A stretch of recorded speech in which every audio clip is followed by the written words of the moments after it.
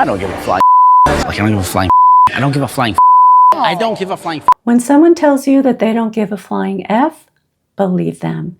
So the question is, how can someone say all the right things about love? It means a lot to me. I think you are so kind and compassionate, empathetic, and like, I resonate with that. And then behave like this. But like over the past 2 days, I was thinking about it, about like what it would be like if I was with that person too. This isn't just about a breakup. It is far worse than that, because what Chris called honesty was something far more damaging, and that's what we're going to unpack today. It's what happens when someone is deeply committed to being desired, but not necessarily committed to being devoted. So we can be captivated by someone who says all the right things, but that doesn't tell us whether they know how to be invested and emotionally safe. Charisma can pull you in, but it is character that keeps you safe. So today I'm going to show you how Chris said all the right things in the pods and then revealed something very different. And we're going to break down the Pilates conversation, because what happened in that moment tells us far more about how he sees himself in relationships than the breakup itself. And then we're going to take a look at how he approached Bree despite his friendship with Connor, because that interaction may have been the clearest glimpse of what really drives him. Translation: I will control you and your life. This is both arrogance and grandiosity. Hi, I'm Dr. Pam, therapist and relationship counselor. I am so grateful that you're here. Whether you have been with me for a while or this is your first video with me, this is a space about understanding ourselves and our relationships in a deeper way. And if that speaks to you, I'd love for you to join us. And just as a reminder, I know that this is reality TV and it is heavily edited. I am not diagnosing anyone, because honestly, that actually tells you very little about a person. I am using what we are shown so we can explore patterns and emotional dynamics that may help you reflect on your own relationships. So we're going to slow down the Pilates breakup conversation, because when you look closely, you start to see something very important. Did you go last night? Where did I go last night?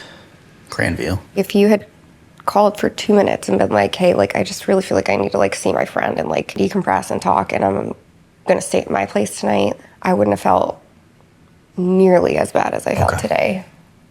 Like, I don't need to be in constant communication. Jessica clearly expressed what upset her. She wasn't attacking him. She wasn't demanding control. She simply said that she needed a quick check-in when he didn't come home. So notice what happened.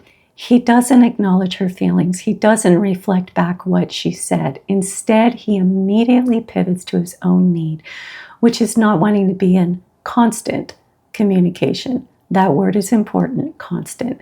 It is exaggerated. It reframes her very reasonable request into something excessive. And when someone escalates language like that, it can instantly put the other person on the defensive and shift the entire tone of the conversation. Because what can happen is, instead of discussing her hurt, the conversation can become about whether she's being too much. But watch how she handles it. I sent you one text today saying that and saying that I love appreciate you, and you didn't say anything back all day. That's a very vast difference from being in constant communication with someone. This is what I would call advocating for yourself. She calmly clarified that she sent one loving text and he didn't respond. And she made the distinction that one message is very different from constant communication. Again, notice what she didn't do. She didn't attack him. She didn't accuse him. She didn't defend herself aggressively. She simply stated her experience and clarified her perspective without turning it into a fight. And that is emotional maturity during conflict. And that's what healthy self-advocacy looks like. I feel like a lot of my life I wasn't as direct as I need to be. Do you think we have a good physical connection? I do. Do you not? I feel like it's super important, like, to have that. And I just, like, I want to, like, try and, like, give it everything I can. Like, I want to just, let's start off with this. I do want to, like, see this whole thing through. Okay. Notice what happens here. He shifts the entire focus of the conversation.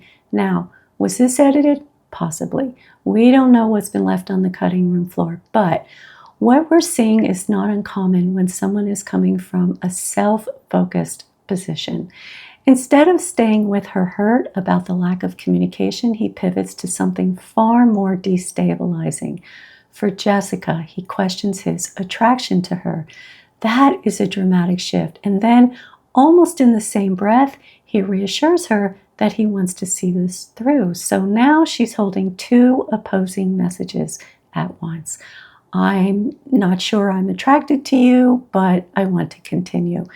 And for Jessica, this is the Chris that she has known, the man who said the right things in the pods, who spoke about commitment and depth. You need to be with someone that really understands you physically, emotionally, and like love them. Like, and they need to be a special type of person too. And like, that's what I need. And like, that's what I have. I'm serious. So it would make sense that part of her wants to believe his reassurance that he wants to make it work. And he goes even further. Watch. Because like we got engaged for a reason. With such a great connection. Mm-hmm. And like, it was real. Mm-hmm. Okay, so it can feel like a moment of relief. I am safe. But then this happens. Like in the normal world, like I date people who like CrossFit and shit. Mm-hmm.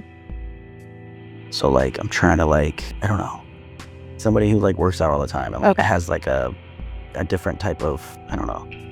A different type of like body? It's just like somebody who does like Pilates every day, or like someone who's like working out every day. The question becomes this: if physical fitness and daily training were truly that important to him, why didn't he choose someone in the pods who already shared that lifestyle? She was very clear about how she feels about working out. I just love eating and I do not love working out. So the next question is this: is this about something else? In those situations, it's hard for me to be like physically like in that moment, like into it. I just don't know if it's like there for me. When he says that he's unsure if the physical attraction is there, that's important, because if this was the kind of love he professed to her, grounded, deep, meaningful, and then this sudden shift isn't just about Pilates or working out, it's about something else. So we have to ask a deeper question. Is he drawn to the chase? Does he thrive on the initial high? The intensity, the physical chemistry in the beginning of a relationship, the feeling of being desired. And when that initial rush settles into something more stable, does that activate something uncomfortable in him? Because for some people, being desired feels powerful, but being devoted requires a very different kind of strength. Like, I feel like sex is a big thing. I felt like we could get over, you know, she's such a great person. I care about her. And I know how you feel about me. And I was like, well, I feel like we could get past that, like, part. Maybe some way. And now I'm like, I don't want to, like, fake something. Notice how he frames this. He says, we could get past this. But here's what's important. This isn't actually about her. It's about him. Because when someone hasn't done their deeper growth work, it's much easier to externalize the problem, meaning put it on her. It's easier to say she doesn't work out, she doesn't do Pilates, I'm just not attracted to her. That's the simple explanation. It's much harder to turn inward and ask, why did I feel so strongly in the beginning? What changed? Was it really her, or did something shift inside of me, and why? That is the kind of self-examination that requires humility and self-reflection. In the next few clips, listen carefully. He uses small phrases that are subtle but very revealing. I have not talked to this person, but like over the past 2 days, I was thinking about it, about like what it would be like if I was with that person too. Just thinking about it. What person? The number 2 person I had. I hardly know what to say here. He says he hasn't always been direct, and now he wants to be direct. But let's be clear about something. Telling someone that you want to work things out while also telling them that you're not attracted to them and that you are thinking about someone else is not healthy directness. That is destabilizing. That is confusing. And it places the emotional burden on the other person to absorb it. There is a difference between hurtful honesty and relational integrity. Healthy honesty says, this is what I am feeling. Relational integrity at the same time asks, how will that land? What will this do to our connection? Am I protecting it or am I eroding it? He does not appear to be considering how this will feel for Jessica. He's not holding the weight of what he is saying to someone that he claimed to love. So I have to ask, what outcome is he expecting? Does he believe that she'll fight for him, prove herself, compete?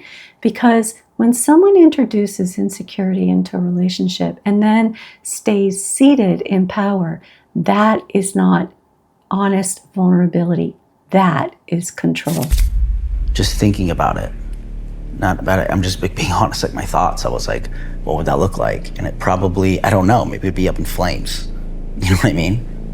Notice the tone here. He's speaking to her as if they never shared a romantic relationship.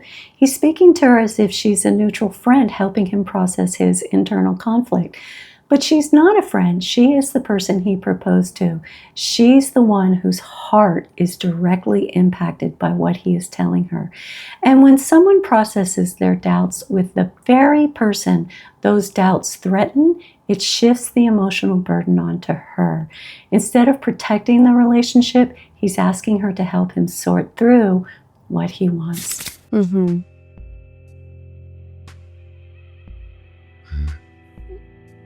That person, I'm just saying, like, these are just thoughts in my head. Yeah, I mean, all of these things are really hard to hear. Okay. I figured they would be. So he says he figured it would be hard for her to hear what he's telling her, but notice what's missing. There is no visible empathy, no compassion, no attunement to her emotional state. He acknowledges that it's hard, but he doesn't feel it with her. It's already painful to hear someone question their attraction to you and admit that they're thinking about someone else. But when that information is delivered without warmth, without softness, without visible care, the injury deepens, because now it's not just what he told her that hurts.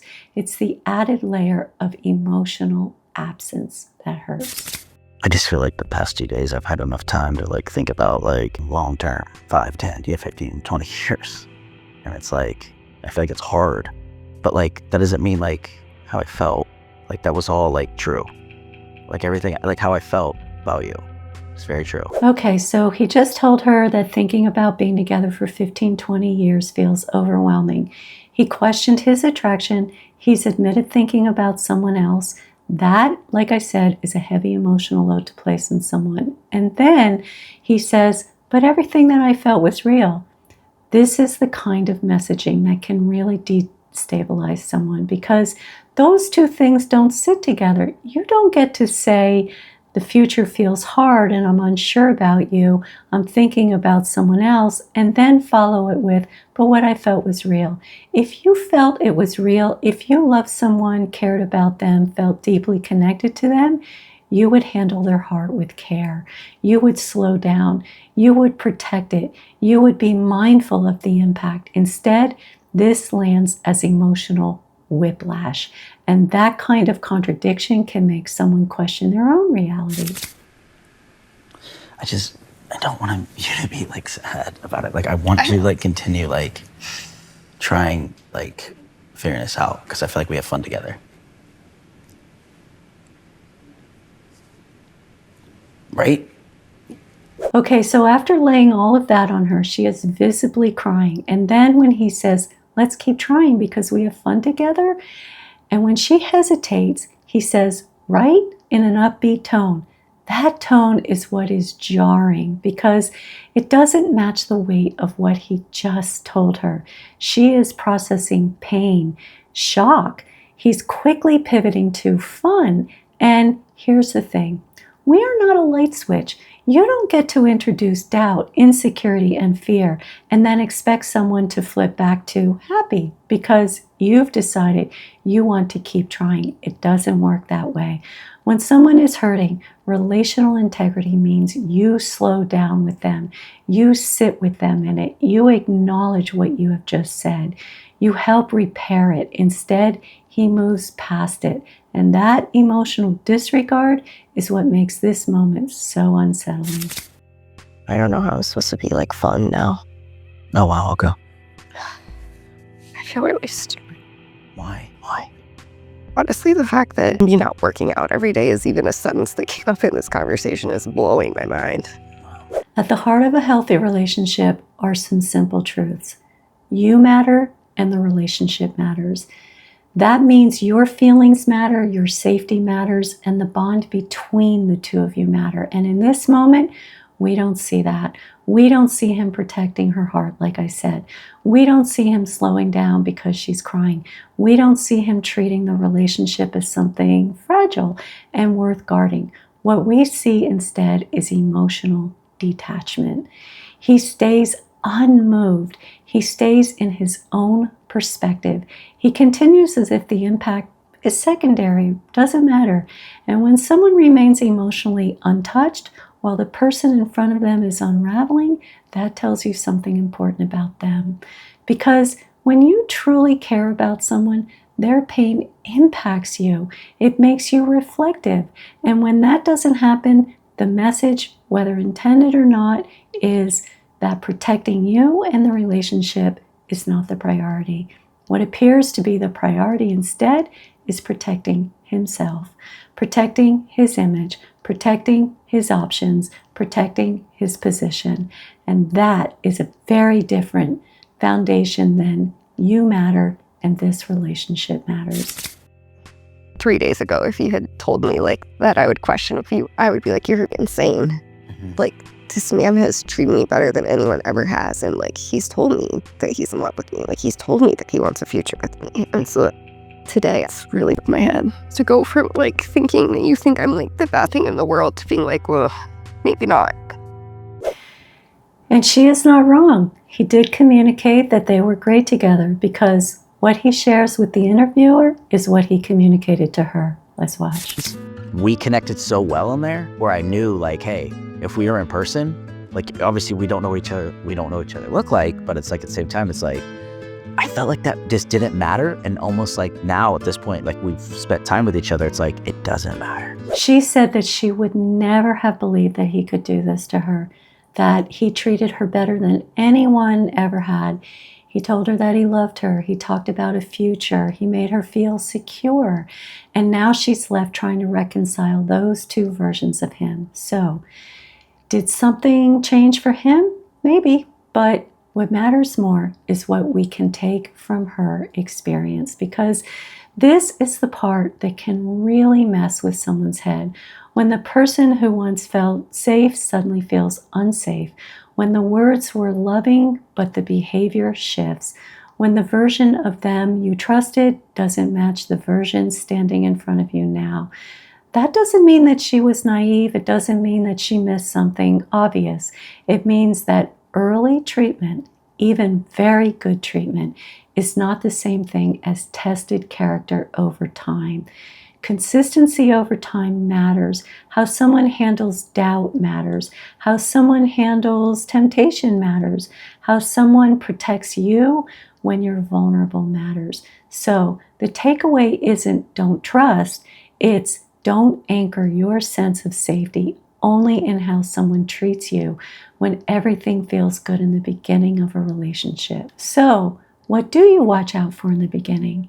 Well, you can watch how they handle your vulnerability, watch how they talk about other people, especially former partners, especially friends. How do they talk about competition? How do they speak about loyalty and respect? Or do they subtly elevate themselves and diminish other people? The way that someone speaks about others tells you how they will speak about you when you are no longer the favorite. That is early data. And I just want to say one more thing about Jessica. She strikes me as someone who is authentic and caring and loving.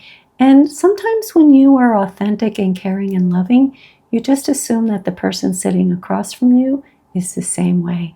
And that is why you have to gather early data rather than drawing early conclusions. If she doesn't like the way I feel and she feels like she can't be with me because of the way I feel, then it's what it is. So before I move on to the conversation he had with Bree, and there's so much to unpack there, I want to respond to what he just said. So, we know that Jessica walked out. She was blindsided, she was hurt, she was destabilized, and she still chose to remove herself from something that didn't feel safe, something that was incredibly hurtful. And that is strength, which is not an easy thing to find strength in a moment like that. I'm extremely disappointed. I'm extremely hurt. But I know I'll be okay. I've always been okay. I will take care of myself. I have a wonderful life, and I don't want to be with somebody unless they're just going to make it better. She should feel very proud for how she handled herself in a very destabilizing and painful situation. Now, I hear people say all the time what he just said. I'm just saying what I feel. But often what they're actually communicating isn't what they feel, it is what they think. And those two things are not the same. Feelings sound like, I'm scared, I'm confused, I feel overwhelmed. Thoughts sound like, I'm not attracted to you, this might not work, I'm thinking about someone else. Chris presents his statements as emotional honesty, but what we're hearing are evaluations and conclusions, not vulnerable emotional processing. And there is a big difference, because when you communicate feelings, you open up to connection. When you communicate judgments without empathy, you create distance and destabilization, like I said. What he is really concluding is this: if she doesn't like what I have to say, so be it. I'm gonna let it rip. I like Connor, but he's very submissive. I could have turned up the notch with you, and Connor wouldn't be What do you mean? in existence. Oh, like in the pods? Yeah. Notice what's happening here. This is grandiosity. He's not approaching her with curiosity or humility. He is positioning himself as the superior option. And when he says, if I had turned it up a notch with you, Connor wouldn't even be in existence.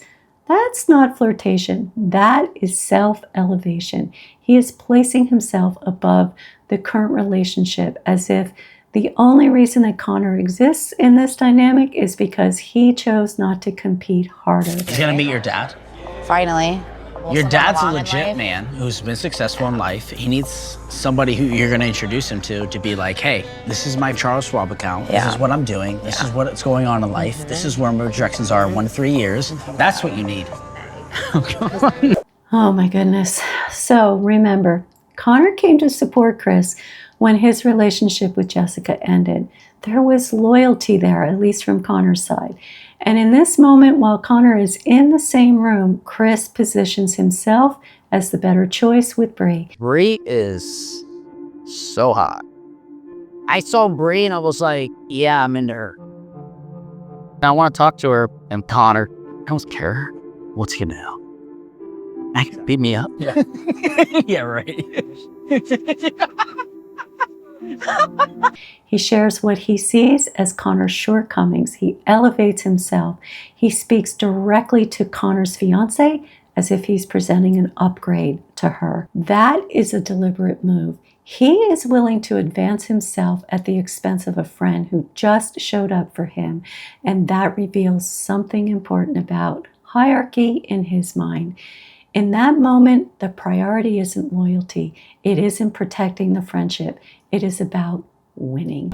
I just feel like you guys aren't gonna get married, and I feel like you need someone who's gonna be more dominant in your life and to help you, like guide you and like show you places you've never been before. He's a very submissive guy. I'm not a submissive guy. I know. I'm not like that. I want to do that with you. Stop. Translation, I will control you and your life. This is both arrogance and grandiosity. When someone enters a conversation by telling you what you need, especially without truly knowing you, that is not confidence, that is arrogance and entitlement. And even if they do know you, it still comes from a posture of, I am what you need. That is not connection, that is dominance. And as strange as this may sound, that kind of statement is actually a gift because it is so clear. If someone tells you that this person sees themselves as superior, as a prize, as an upgrade, it doesn't get much clearer than that. When someone positions themselves as the answer before they have taken time to understand you, That's a huge red flag. You don't have to decode. You walk away. I even said to Jess, I was like, Bree is like a girl like I would go for in my normal world. And I was like, she's hot. The way she looks, the things she does. I'm just saying. And that is the best gift of all. He just told the woman that he is pursuing, that he just told his fiance that Bree is the kind of girl he would go for in the outside world. When someone tells you without blinking that they told their fiance that they were attracted to someone else, even if it is you, pay attention, because they are revealing their character. He is showing how emotionally detached he was with Jessica by sharing this with Bree. He is showing you what loyalty means to him. He is showing how he has no boundaries when something more appealing to him walks into the room.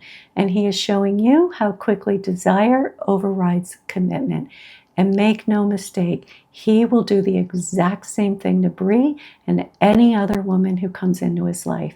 Because when someone can detach that cleanly from one partner and disregard loyalty that easily with a friend, that pattern is already established. And that is the gift. You don't have to hope it will be different. It won't. There is a lot to say about how Bree handled this, and I'll be unpacking that and her relationship with Connor in my next video.